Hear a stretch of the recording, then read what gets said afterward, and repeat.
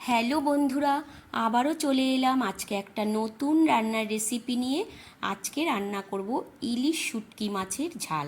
তার জন্য বড় বড় দুটো ইলিশ মাছ নিয়ে নিয়েছি। এবার মাছগুলোকে এইভাবে পিস পিস করে কেটে নিয়ে বেশ কিছুক্ষণ গরম জলের মধ্যে ভিজিয়ে রাখতে হবে।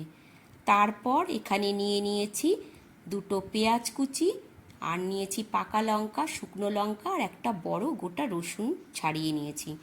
মিক্সি জারের মধ্যে সব মশলাগুলো দিয়ে সামান্য একটু নুন দিয়ে মশলা রেডি করে রেখেছি। তারপর ভালো করে মাছগুলো ধুয়ে কাটা ছাড়িয়ে এখানে নিয়ে নিয়েছি। এবার কড়াইয়ে সর্ষের তেল গরম করে নিয়েছি। তেল গরম করার পর আবারও দুটো বড় পেঁয়াজ এখানে কুচি করে দিয়ে দিচ্ছি। এবার পেঁয়াজটা হালকা একটু ভেজে নিয়েছি। ভাজা হয়ে যাওয়ার পর তারপরে মাছগুলো এখানে দিয়ে দিলাম। পরিমাণ মতো দিয়ে দিচ্ছি নুন আর হলুদ দিয়ে এবার ভালো করে মাছটা লাল করে ভেজে নিতে হবে। পেঁয়াজ আর মাছ এইভাবে লাল করে বেশ কিছুক্ষণ ভেজে নেব। কয়েকটা গোটা রসুনও আমি পেঁয়াজের সাথে দিয়ে দিয়েছি।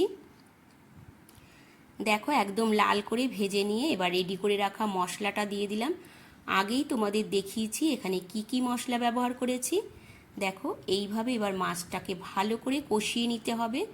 কষানো হয়ে যাওয়ার পর বাটি ধুয়ে অল্প একটু জল দিয়ে দিয়েছি।